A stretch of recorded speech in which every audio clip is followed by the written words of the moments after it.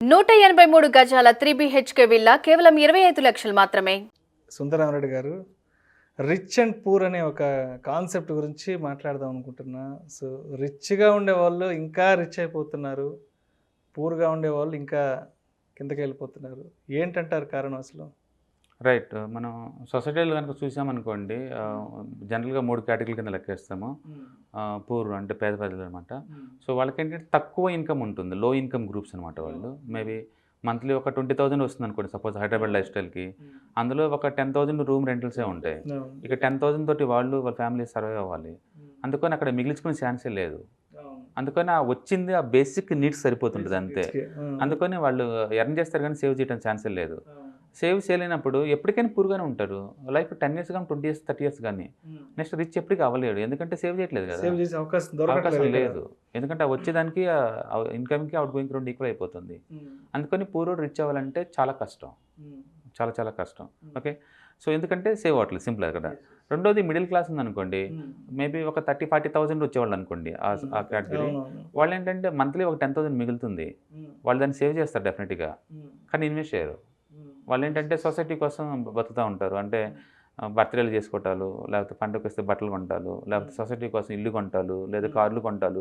అంటే సొసైటీకి మేము అల్ట్రా రిచ్ అని షో ఆఫ్ చేసుకోవడం కోసం ట్రై చేస్తుంటారు.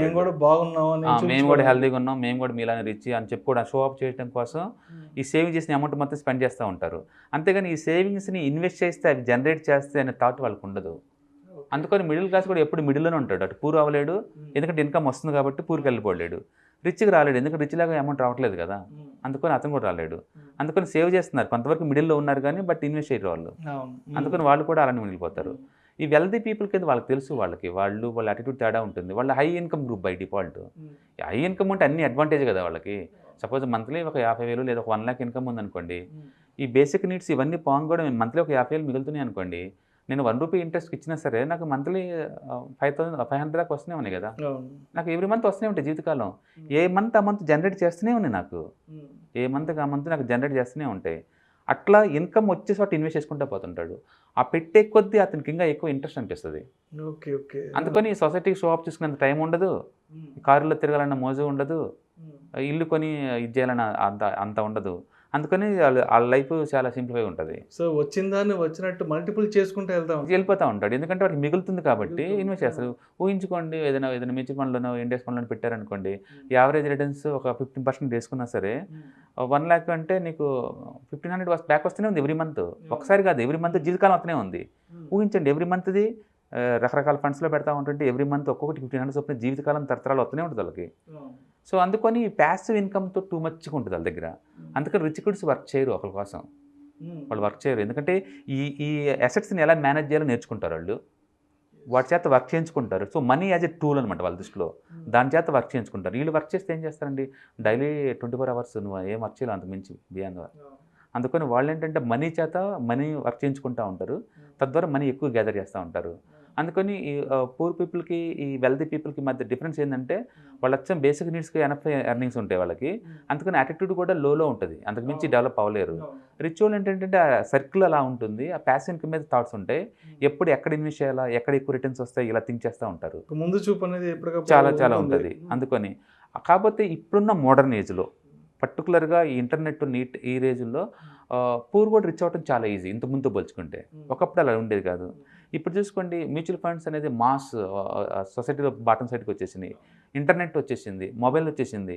యాక్చువల్గా మొబైల్ ఇట్ సెల్ఫ్ ఇది వెరీ వెపన్ అండి, అది బాగా యూజ్ చేసుకునే వాళ్ళకి. Okay, so pay your self first అని చెప్పేసి 1930లో వచ్చిన బుక్ అది. పే యువర్ సెల్ఫ్ ఫస్ట్ అనమాట. మీకు నిజంగా రిచ్ అవ్వాలనుకుంటే మంత్లీ ఒక 20,000 శాలరీ అనుకోండి, పక్క తీయండి ఒక 1,000 రూపీస్, జస్ట్ ఒక 5% 10% పక్కన పెట్టండి. ఈ అమౌంట్ని ఎవ్రీ మంత్ ఇన్వెస్ట్ చేసుకుంటూ పోవడం ద్వారా ఒక 25-30 years నీకు 2-3 కోట్లు వచ్చేస్తాయి. నువ్వు కూడా ప్యాసివ్ ఇన్కమ్ జనరేట్ చేసుకోవచ్చు. అంటే వెల్దీ అంత స్పీడ్గా నీకు రాకపోవచ్చేమో కానీ నువ్వు కూడా నీ ఫ్యామిలీని దరిద్రానికి దూరంగా తీసుకెళ్ళచ్చు. బట్ చిన్న సాక్రిఫైస్ చేసేసి మంత్లీ ఒక 1,000 అన్నా పక్కన పెట్టాలి. దాన్ని పే యువర్ సెల్ఫ్ ఫస్ట్ అంటారు అనమాట. అందుకని ఎర్న్ చేయటం, సేవ్ చేయటం, ఇన్వెస్ట్ చేయటం అనేది చాలా ఇంపార్టెంట్. అది అమౌంట్ 100 రూపీసా 1,000 రూపీసా 1 lakh అని సంబంధం కాదు, ఆ యాటిట్యూడు ఆ హ్యాబిట్సే చాలా మంచిది అనమాట. రెండోది వాళ్ళు ఇంట్లో ఇద్దరు ముగ్గురు వర్క్ చేసే వాళ్ళు అనుకోండి ఇంకా బెటర్. వైఫ్ అండ్ హస్బెండ్ ఇద్దరు వర్క్ చేస్తున్నారు, అప్పుడు డబల్ శాలరీలు వస్తాయి కాబట్టి ఒక శాలరీని ఇన్వెస్ట్ చేసుకుంటూ పోతుంటే ఒక శాలరీ స్పెండింగ్ చేసుకోవచ్చు. లేదు ఎక్స్ట్రా స్కిల్ నేర్చుకోండి, ఏదైనా హై ఇన్కమ్ వచ్చే స్కిల్ నేర్చుకోవటం ద్వారా ఓకే ఎక్స్ట్రా ఇన్కమ్ సంపాదించుకోవచ్చు. అట్లా స్కిల్ ఇంప్రూవ్మెంట్ చేయడం ద్వారా, ఇంట్లో వాళ్ళ చేత ఎక్కువ వర్క్ చేయించడం ద్వారా, లేదా మీరే డబుల్ డ్యూటీ చేయడం ద్వారా మొత్తానికైతే ఇన్కమ్ ఎక్కువ జనరేట్ అయ్యేలా చూస్తే ఆ ఇన్కమ్ని మనం సేవ్ చేసుకొని ఇన్వెస్ట్ చేయడం ద్వారా anybody can make the money అనమాట. సో కరెంటు ఇంటర్నెట్ ఉన్న ఈ టైంలో మనం నాకు అన్ఫెయిర్నెస్ జరుగుతుంది, దేవుడు నన్ను సులభం చూశాడు అని తిట్టుకుంటూ కూర్చోవాల్సిన పని లేదండి.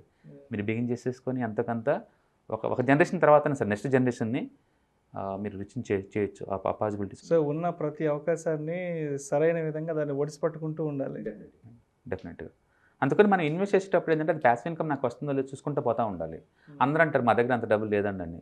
ఎంతని అంటే ఎంతని సరే మీ దగ్గర 1000 ఇన్వెస్ట్ చేయండి, 25 years కల్లా మీరు రిచ్ అవుతారు. ఇంకా ఎక్కువ చేయగలిగితే త్వరగా రిచ్ అవుతారు.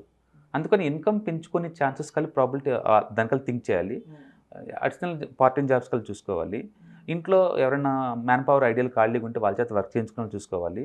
మొత్తానికి additional income source skill development మీద ఫోకస్ చేయడం ద్వారా ఎక్స్ట్రా ఇన్కమ్ చేసుకొని సేవ్ చేసుకొని ఇన్వెస్ట్మెంట్ చేయడం ద్వారా ఎనీబడి కెన్ బి రిచ్ అనమాట ఇక్కడ. అంతేగాని రిచ్ వాళ్ళే పర్మనెంట్ రిచ్ అవుతారు అలాగేం లేదండి. ధీరుభాయ్ అంబానీ వాళ్ళు చాలా పూర్ 40-50 years బ్యాక్ వాళ్ళ ఫాదర్ ఉన్నప్పుడు. బట్ ఇవాళ ఇండియాలో నెంబర్ 1 అయ్యారంటే బహుశా ఇలాంటి వాళ్ళు ప్రాక్టీస్ చేసి ఉండొచ్చు. అందుకని ఎనీబడి కెన్ బి అండి. వాళ్ళు ఆ విల్లింగ్నెస్ ఉండాలి వాళ్ళకి, అది మైండ్ సెట్ ఉందంటే they can. Thank you sir, thank you so much Chandranarayana garu. Thank you.